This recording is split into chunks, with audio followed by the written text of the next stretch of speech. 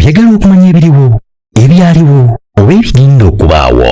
Program tambula n'okumanya eggose, tambula n'okumanya ku MRU TV ne Royal FM. Kyebando ennansana naye tekyaliwo kinoomu oba ekirooto kyaviirako ensibuko y'erinnya Kyebando. Abaabiraba baabituusa nti we bukya ku mannyo si we bukya ku mwoyo, era baabiraba kuba ebiri mu maaso birabibwa mu wangaazi.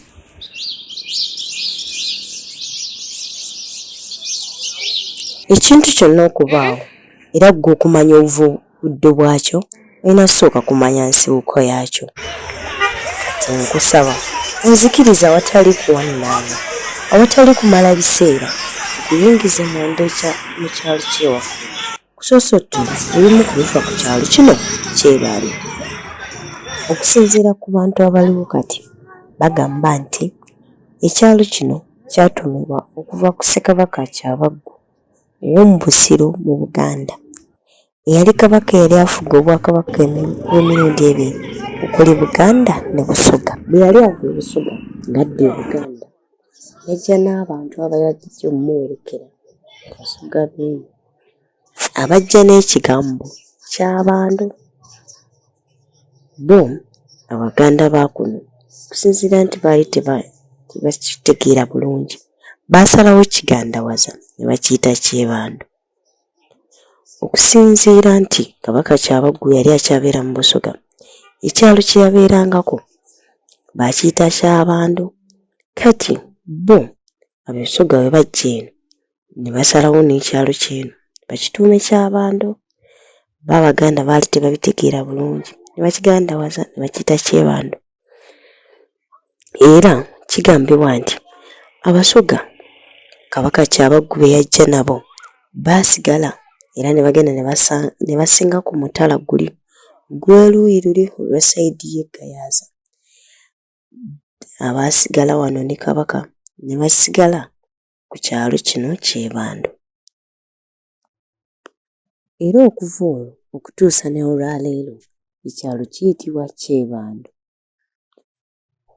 Bwe tuddako mu biseera eby'obuliwo, omuluka gw'e Kyebando gusangibwa e Nansana mu disitulikiti y'e Wakiso era nga gukolebwa zones 4 okuli Bujuuko, Ganda, Kyebando yennyini n'Ensumbi.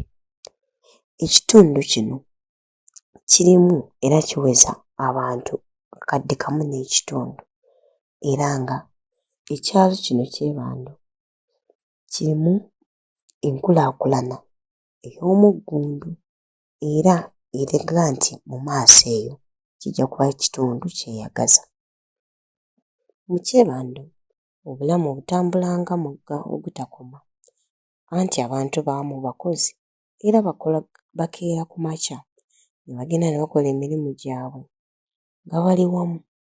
Okusinga basinga kukola mirimu gya lejjalejja okuli okuvuga bbooda, egy'akatale wamu n'okkuba amataffaali era ne bakakasa nti akati kakali mu ngalo tekaluluma.